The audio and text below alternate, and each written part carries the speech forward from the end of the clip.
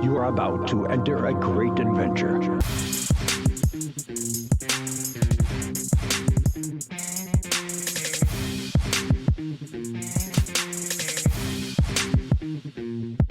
This is Starting from Gorilla. Welcome back, everybody, to another edition of Strutting from Gorilla. I'm Mikey Cash. He's Big Vito. And that ticker at the bottom of the screen is all the info that you guys need to know to find us on the socials and to find our YouTube channel. Once you get there, we hope that you continue to like and subscribe. Tell all your friends about us. If you're listening to us on Apple Podcasts, feel free to give us a 5-star rating and review. Us two jabronis would definitely appreciate it. So, with all of that aside, today's episode is going to be kind of a catch-up episode for Vito and I. We've been a little out of the loop the last couple of weeks. We've been dealing with some personal things, and summer is busy as always. But we're going to talk about some Forbidden Door. We're going to talk about Money in the Bank. We're going to talk about the build towards All In and SummerSlam. And there's even a John Cena retirement tour coming up. There's a lot happening here, Vito. How are you doing with all this news? I feel like everything came fast and furious the last few weeks. Whew, man, it's like drinking from a fire hose, right? You know, you miss a couple of weeks here, and we got a lot to talk about, and some great pay-per-views, right? We had Money in the Bank that we're going to get into. A lot of stuff going on in the wrestling world, and I feel like it's been like this for a good 2 years, right? I feel like you miss a couple of weeks and you're missing the boat on a lot of things that are going on in the wrestling world. It's coming hot and it's coming heavy. It really is, man. It's almost too much to keep up with. I don't know about you, but my DVR is like way behind on. I think I just finished Dynamite and Rampage from last week, and I'm finally on Collision, but I still have Raw to watch from yesterday, from Monday, even though I saw some clips of it. So I have a general gist of what's going on, but man, it's so much to keep up with. It's hard to watch it all. Yeah, I 100% agree with you. 100% agree with you. And I just think things are kicking on all cylinders with the wrestling promotions. I mean, not only just WWE, but AEW seems to slightly be riding the ship. I mean, it's better. And yeah, I think a lot of it has to do with MJF being back. They've been doing some things that are a little bit different. But I mean, also TNA with the cross promotion and WWE, that's been great. I think they're picking up some buzz, and even GCW with a little non-hindered gender. Yeah, making a little surprise appearance there. So good stuff. So let's get right into it. I know we originally were gonna, talk about Money in the Bank and the Forbidden Door pay-per-view. Spend some good time on it, but I think we could kind of breeze through and then talk about some other stuff that's going on as well, because it's a few weeks past now. But what did you think overall of the Money in the Bank pay-per-view? In my eyes, I wouldn't say that this was a good pay-per-view, but I wouldn't say it was one of the best ones we've seen over the last couple of years. And it wasn't to say that it was bad by any stretch. It just kind of felt like, okay, it had the beats that it needed to keep the stories going, but it wasn't anything really to write home about all that much. I think the one notable piece here is that, the Bloodline kind of won their big match against, in the 6-man match. I think Solo needed to have that win over Cody. I know that I saw some people kind of upset about that, but I think in order to establish Solo as an actual credible threat, this was something that needed to happen. And in the context of a 6-man match, Cody doesn't really lose anything. I'm not terribly concerned about it. And it's all about, I mean, for lack of a better term here, the story. There's a lot of story use with Cody. You got to just let it unfold. So I'm not really concerned about these individual beats rather than looking at the overarching story here of what they're trying to convey before I think inevitably The Rock comes back and is shown to be the actual tribal chief of the new bloodline. But that's just my little tinfoil hat, but I don't know how true that'll be. Yeah, no, I agree with you on that. What I will tell you about this pay-per-view is I'm also in line with you. I didn't think it was bad. I didn't think it was great. I think it was sloppy. in some aspects, but I also thought it was really predictable, Yeah. which is a different series of events, but I thought it was very predictable. And I don't know if you watched the pre-show, but the pre-show was different. I don't know how to describe it to you. It was almost as long as the pay-per-view, to be honest with you. But there was a lot that went on, and even in the post-show, I felt like they spent a lot of time really prioritizing people to watch the press conference, right? Like for some reason, it just seemed different. And before we get into like a couple of the matches or whatever, I also like, we've talked about this 1,000 times, but love that it's a smaller card. I think that makes a huge difference. While it isn't great for the talent, right? You heard the Miz talk about it. He had a quote saying that, it's difficult to get on a show. I like that aspect though, because it means like, hey, look, you got to produce something good. The drawback with that is that they got to put the people on there that are going to put on a good match and have a good storyline going, right? And so if that's not living up to the card, then that's a problem. I don't know that this didn't live up to the card. Wasn't as great as some of the other previous shows. So we'll see what happens, but it's got to be more of a consistent, good pay-per-view if you're gonna just do a few matches and not do the marathon TV that we're used to. So that's the other side of the card. Does that make sense? What I'm saying? I think it does. I agree with you, by the way, that the smaller card is the way to go. And I think it also helps when you have a show like this that maybe wasn't the best of the shows that we've seen over the last year or so. If it's not that long, there's a lot more you can forgive, because when you have it, when you have like maybe 10 matches on there or something like that, it feels kind of overcrowded. And if the quality is already not that great or not up to what you've sort of expected, it can intensify that feeling. And so I think you could end up walking away with an even more negative response to that show. So the fact that you had, it was like 5 or 6 matches, it really wasn't a lot. No. 2 men's matches and the 2 Money in the Banks and a couple other, singles and tags in there.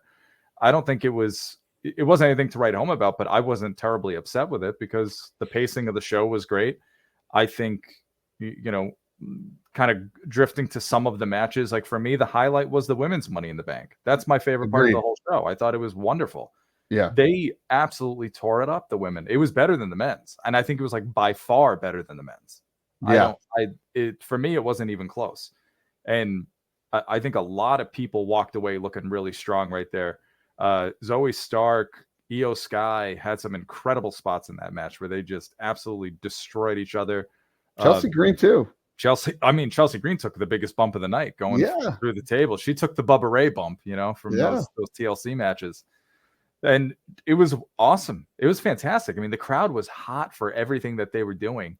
And that just is such a warm and fuzzy feeling for me watching all of that go down. I'd love to see where it's come. And I'm happy to see that Tiffy won. It's Tiffy time. She's Tiffy in the bank. I'm pumped about it. I'm looking forward to seeing where this goes. We've already seen a little bit of tension there with her and Nia about whether she's going to cash in or not before her match with Bayley. I'm feeling pretty good about where this is going. Yeah, I agree with you. I thought that match stole the show, and I got to give it to you. You've been talking about Tiffany Stratton for a long time, even before she was on the main roster, and I think she's a stud, for a better word. Like she's good, and she holds her character really well, and I like it. I like everything about it. She's very athletic. So I'm excited to see where that goes. We will see. But as far as the men's Money in the Bank match goes, I agree with you. I don't think it was terrible. It just wasn't it wasn't my favorite. And the only thing I'll take out of that is Andrade got his ass kicked. And I was thinking about it while I was watching it too. I have a hard time relating to him. Like I have a hard time getting invested in his story or his character. I always have, in either when he was before in WWE, NXT, or in AEW. And here's the thing where I think fans, and maybe me personally, but I think most fans start to respect people when you can see the effort they put in. And that could be an effort of getting your ass kicked. Just could be it. So I'm watching him and I'm like, this is the most I've seen him involved in a match. And it's not just like quid pro quo moves. Like, you know what I mean? It's just like, he actually was taking a beating with some crazy moves. And I think subliminally fans look at that and they're like, all right, maybe I need to pay a little bit more attention to this guy. He's kind of, putting his dues in. So I don't know. I don't know where he goes. I don't know if he's just going to be stuck as a mid-card. I have no idea, but that's the thing I took out of it. I was expecting LA Punk to win. LA Punk. Oh my God. Punk. Look dude, at you. LA Punk. Oh my God. LA Knight. You're just like meshing people together. Yeah, what a tag team that would be. But no, LA Knight. I was expecting him to win. I just feel like he's just caught in this weird loop. And I don't know. We'll see where it goes. I know. I think it feels like that match was specifically tailored to just sort of further the Drew and Punk storyline, which is like, I can understand criticism against that, because you wonder, well, could that Money in the Bank have been better spent on somebody else within that match, like an LA Knight, right? So I can understand that criticism. I also didn't have a huge problem with it, because I just kind of saw where it was going. I was like, okay, all right, let's see how this all plays out. And it was exactly what I expected. Where that's what I'm saying. It was predictable. After a really, not the strongest match with Priest and Rollins. I thought both of them have had better matches. And I think that's just, it's just wrestling. Like, every once in a while, like, you're going to have an off night. Like, this felt like kind of an off night kind of pay-per-view in my eyes. Overall. But the Punk thing coming in and screwing him. How did you not see that coming? And even though it was expected, I still liked it. I didn't mind it. Money in the Bank is now always going to be very closely connected to CM Punk because of the pipe bomb and everything that went into that 2011 pay-per-view. So I feel like you couldn't have had Money in the Bank without I think like a significant CM Punk moment of some kind now that he's back. Oh, I 100% agree.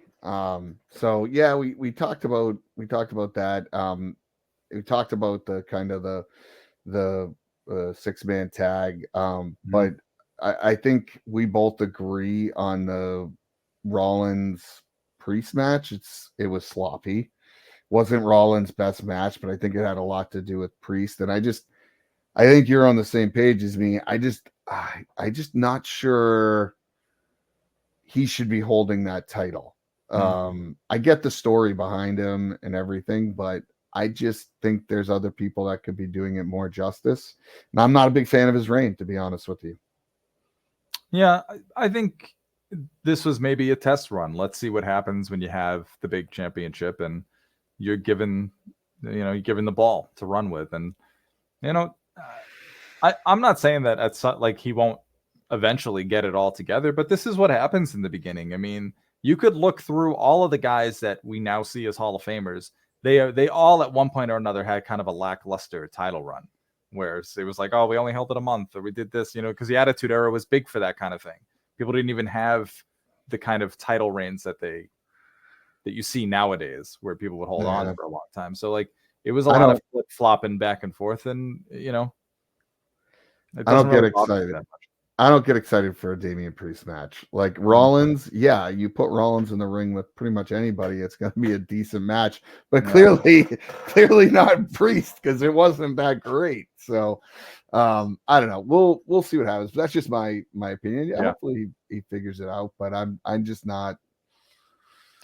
Yeah. I think there's others worthy. But yeah, overall, it is what it is. I think the big thing coming out of this pay-per-view, which I think we should touch on, obviously, is John Cena, basically announcing his retirement. And what is it? The pay-per-view or the WrestleMania in Las Vegas is going to be his last. So definitely interesting. Makes me feel really old, because I feel like I feel like I remember the day he came in and said ruthless aggression to Kurt Angle, and I felt it was yesterday, and now he's retiring. Yeah, it's weird to see, and it's weird to say that I can see John Cena, but after 2025 we won't be, and I'm glad that he's able to do this on his own terms. Yeah. I feel like so often in wrestling you see guys that because of injuries or what have you, they don't end up kind of retiring the way they would like to. Like Sting, And they ended up kind of Hogan. course correcting that with his last match. I didn't mind it. But still, guys don't get a lot of shots like this, like Cena's getting. So Yeah. I'm really excited to see what they do. Like, what kind of matchups is he going to have? Because he's willing to work with anybody. So Yeah. who are we going to see him fight? Yeah, it'll be interesting. I think we could do a whole episode on that. Yeah, we need to do a spotlight episode now on Cena. I know. Oh, we're gonna have to. That's definitely gonna be on the list. Mhm. But yeah, it'll be interesting to see how it goes and who his opponents are gonna be, and yeah, I'm really interested in all of it. So Yeah. I think it's definitely sad to see you can love or hate the guy, but you got to respect him. And I think that's always what I've done on this podcast. He was never my favorite wrestler. I never was over the top about seeing Cena, but I think over the years you realize how much he gave to the industry and how popular he was with a lot of people, and you just respect him. And Right. I think it's always a loss when you have a guy like that. So definitely excited to see where that goes.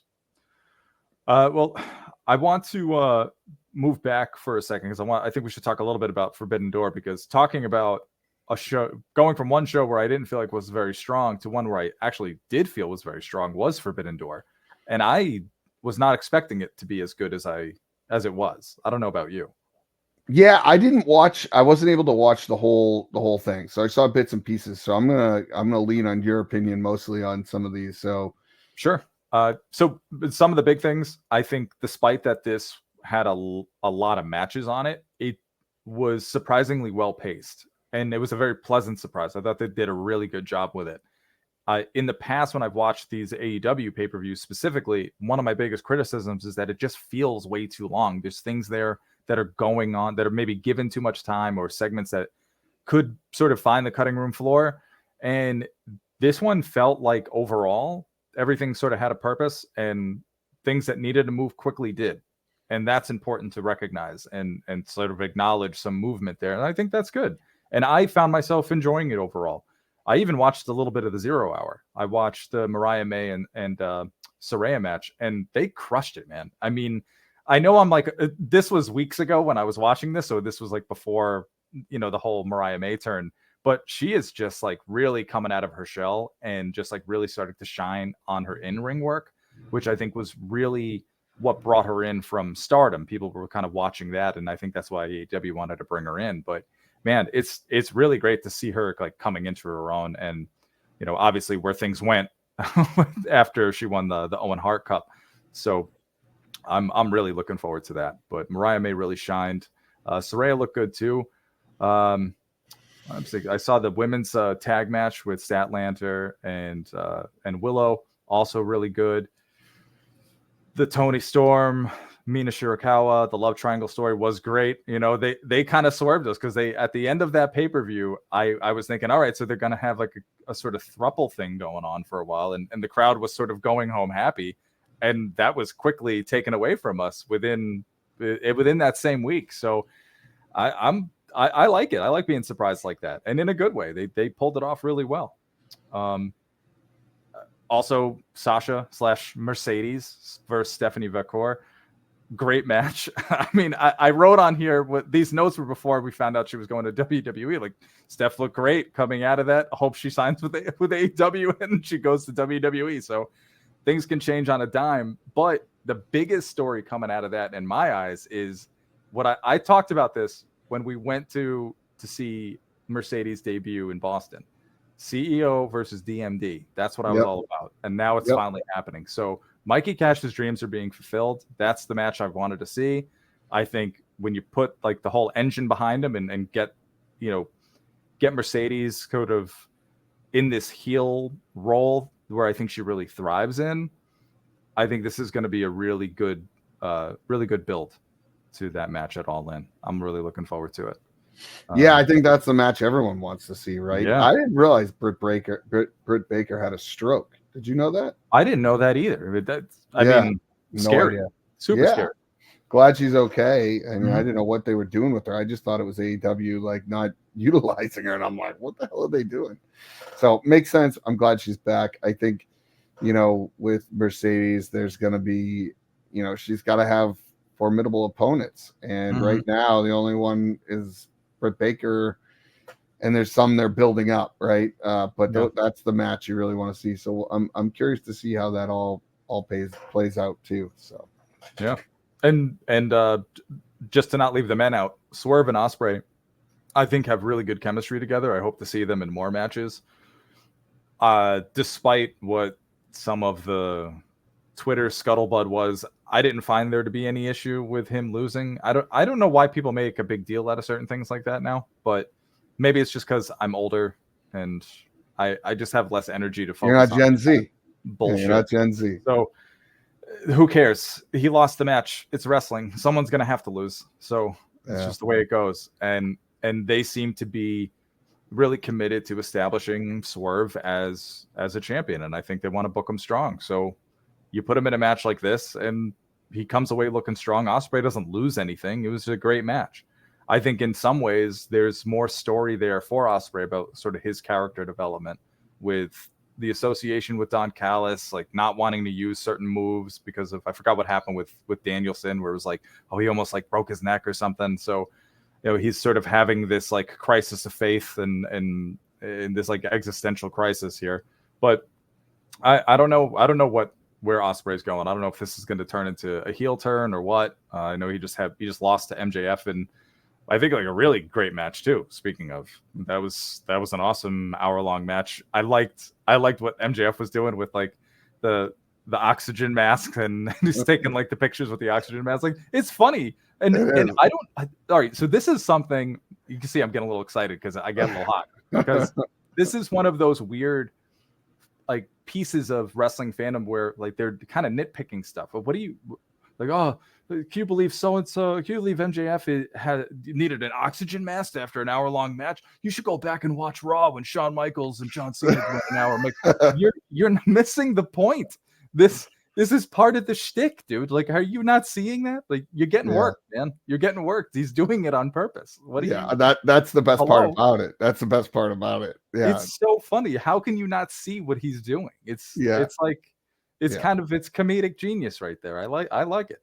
Yeah, no, he's on another level. I agree. I think what he does is great. I like Will Ospreay too. I think WWE dropped the ball on that one. I think he would have been a good signing for him. He's got that fire to him too, and I like him. But yeah, no, I agree. I think we'll see. I think AEW has been better over the last few weeks. The only thing I can attribute to it is MJF being back, but still some work to do there. So we shall see, as they say. Really quickly, I know we're trying to keep this at a half hour, so I don't want to go too long, but let's just kind of catch up with what's going on with WWE heading into SummerSlam too. I mean, we got some good stuff going on. We got the match between LA Knight and Logan Paul. I kind of like their rivalry. It's fiery, man. It's fiery. I'm not sure. I'm curious to see how the match plays out. They're kind of two different styles. I don't see it being like a banger, but I don't know. Maybe this is one that will help change that. I don't know. But that's one. What else do we have going on? We got Cody versus Solo, right? Which will be a good one. I'm curious to see how that works out, pans out.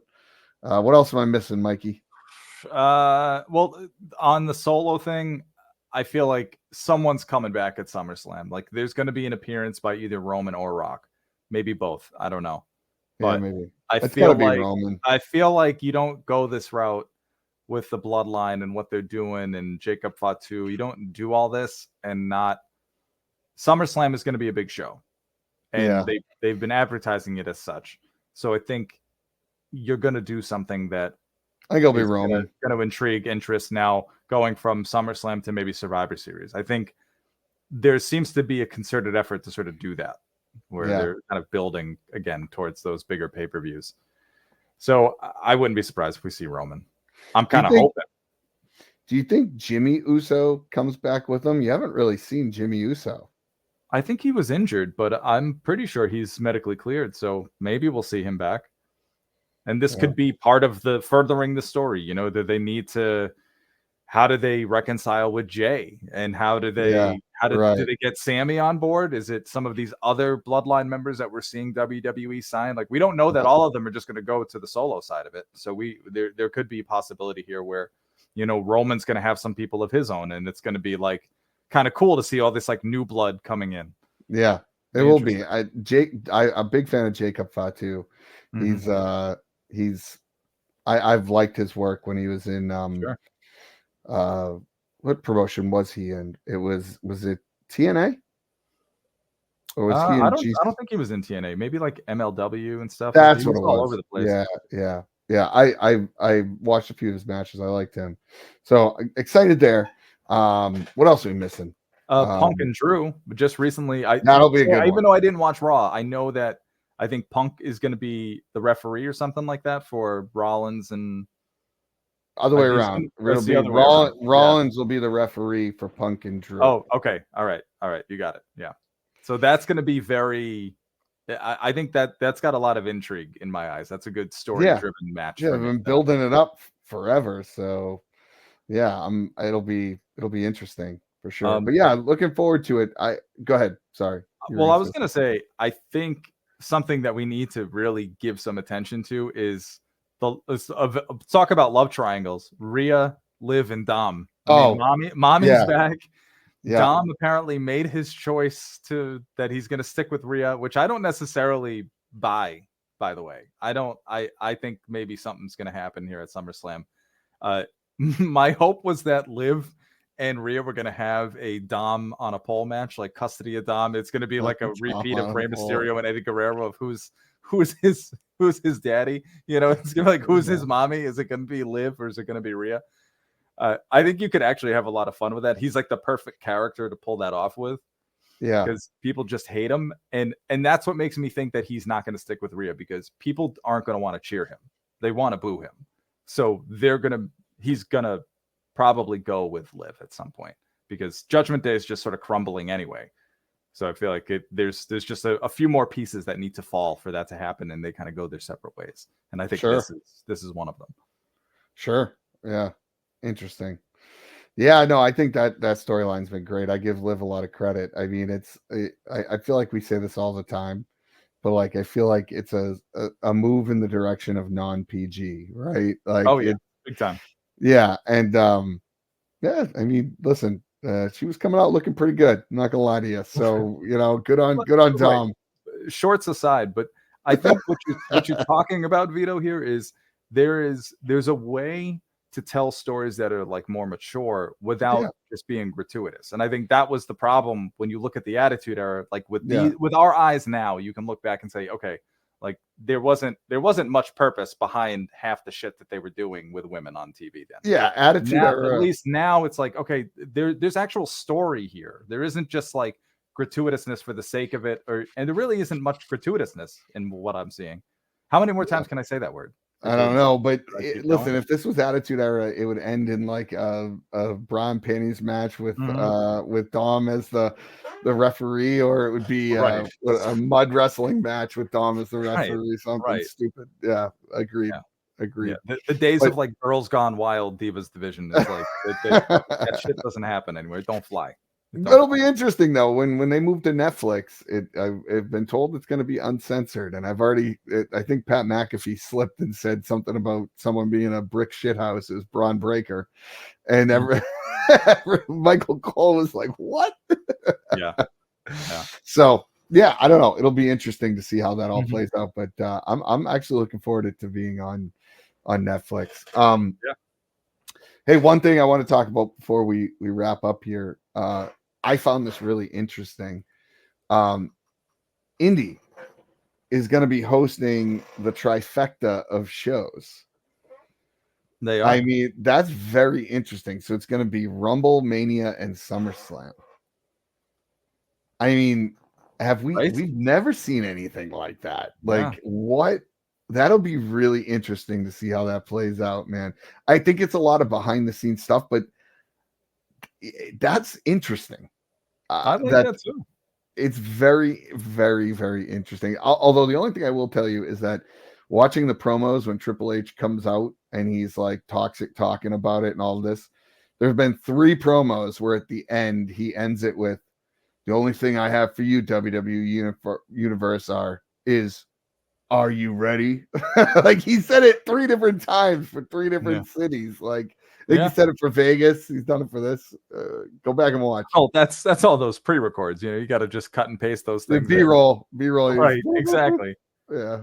I think that this is maybe the start of something new in terms of what they do to find host cities and maybe thinking about how WWE can be like an economic impact to those cities. You 100%. think about all the fans that you're bringing in and all the businesses that get like all of that revenue from the folks coming in to watch these shows.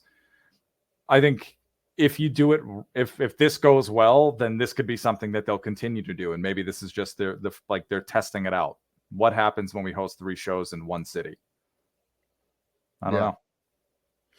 I don't know either. Very interesting. I'm curious to see how that plays out too. There's a lot of curiosity here. I feel like I've said that statement a lot today too. I'm very curious to see how that plays out. So, good stuff. Well, Mikey, listen, it was great to be back on the microphone here today. Well, before you start cutting us off, we forgot to talk about All In. We should talk a second. Oh, okay. Yeah, we can do that. We mentioned a little bit. We mentioned the Mariah May and Tony Storm stuff. We don't need to do that. We've talked about Britt and Mercedes. Blood and guts. What are you thinking about the build for that match? Yeah, I mean, I know you're not a big blood and guts guy, but I don't know that does there need to be a build? Like, it's just, chaos in the ring. Again, I'm a fan of having like gimmick matches, at least one a pay-per-view or a good amount, because it gets me excited for something. So I like it. I like it. I think it's weird. I think the way that they've picked the teams has been strange, but I like Darby Allin coming back, coming down from the rafters was great. But yeah, I mean, I think it'll end up being a decent match in my opinion, and I feel like they do it a lot, so I feel like they need to maybe cut it down a little bit, but I'm not against it. Well, we were cutting you off anyway, Vito. That was the whole point of your internet going out for a second. So we wanted to don't sweat it. You're still here, Vito, but I just decided to give you some shit while we were on the air. I think it was your internet, Mikey Cash. I don't know. Maybe I was. You know what? The listener. You know what? If you're watching this, tell us which one of us actually froze out. So let us know, because neither one of us know what happened there. No, but I was just saying that the blood and guts, I like it, and I know it's not your favorite, but I'm looking forward to it. Yeah, I think it's fine. Again, you're right. It's not my thing, but I know it's okay. No, I'm not that invested in it, but hopefully it's a good match. We'll see what happens with the Elite versus Team AEW. And quickly, Danielson versus Swerve. Who you got? Swerve. All right. Yeah, I'm kind of thinking that too. Like, I don't really need Danielson to win, but I mean, he might. I don't know what he's doing. Like, that's the thing. Like, I don't know where he's going. Like, what he just puts on good matches. Yeah. But anyway, so all right, that was it. I wanted to make sure we just touched a little bit on All In, and this was great. It was good to get back in the saddle with you, Vito. I know. It's been good. So we'll do another one coming up here soon. We got SummerSlam. We'll do a SummerSlam review. We'll go there. The summers are always tough, Mikey. I mean, it's always tough. So we get back in the winter. We'll do one once a week because there's nothing. Oh gosh, yeah, we'll have nothing to do. Yeah, but we're really glad that folks are sticking by us, and we got some good shout outs recently. So John B, we wanted to give you a shout out. We heard you're a good fan of the podcast, and so we're really excited to get all that praise from you. You know, like we do this just for the love of the game, but it's really cool to know that people like what you do. So if you do too, comment, subscribe, like our stuff, find us on the socials, interact with us there. We're always excited to answer questions and just talk wrestling, it's why we're doing this. So we're really excited to keep bringing you guys new content, and keep your eyes on your feeds. Thank you for listening. And as always, until next time, keep on strutting, jabronis.